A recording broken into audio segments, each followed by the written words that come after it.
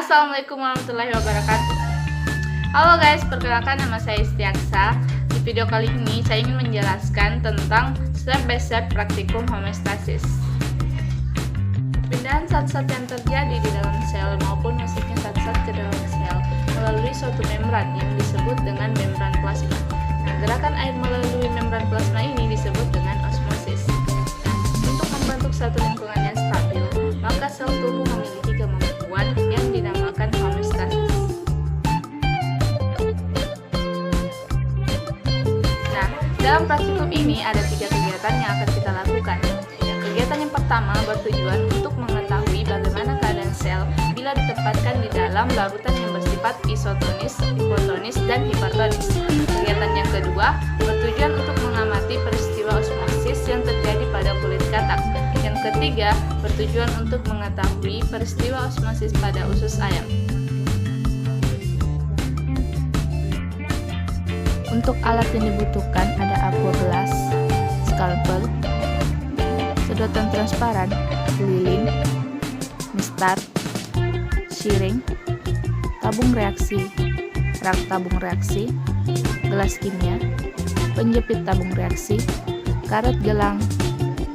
Bahan yang dibutuhkan adalah air suling, larutan NaCl, kloroform, telur ayam, katak, dan usus ayam.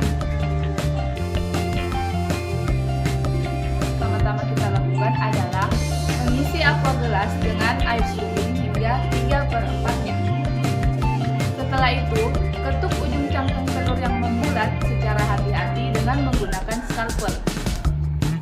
Kemudian, lepas cangkang telur secara hati-hati sebesar ukuran jari dan jangan sampai membran cangkangnya sobek. Kemudian, ketuk ujung telur bagian yang meruncing dengan membuat lubang sebesar pipet sedotan.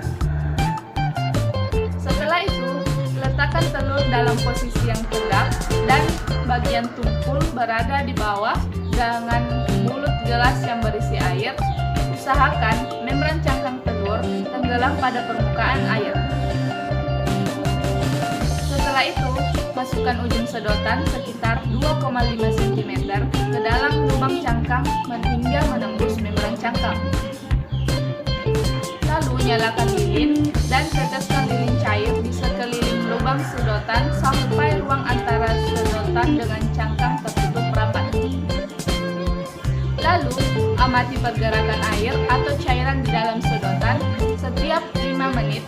Kemudian, ukur tinggi cairan di dalam sedotan dengan menggunakan mistar. Pertama-tama yang kita lakukan adalah menyuntikkan kloroform ke dalam limfa pada katak hingga katak terbius. Setelah itu, lepaskan kulit yang menempel pada badan katak dengan menggunakan skalpel.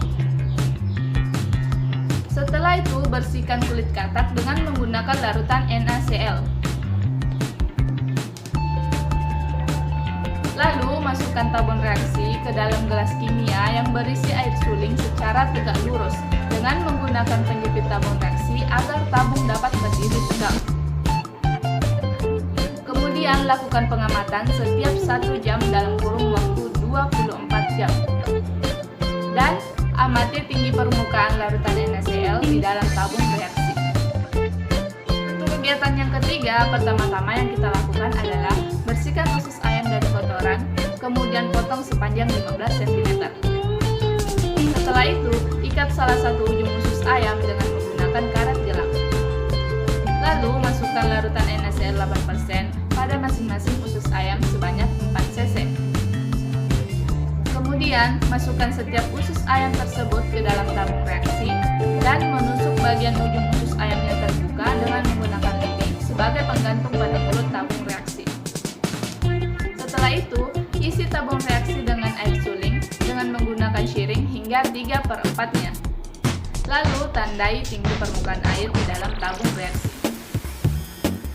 Setelah itu, melakukan pengamatan setiap 30 menit selama 24 jam. Lalu, amati tinggi permukaan air di dalam tabung reaksi.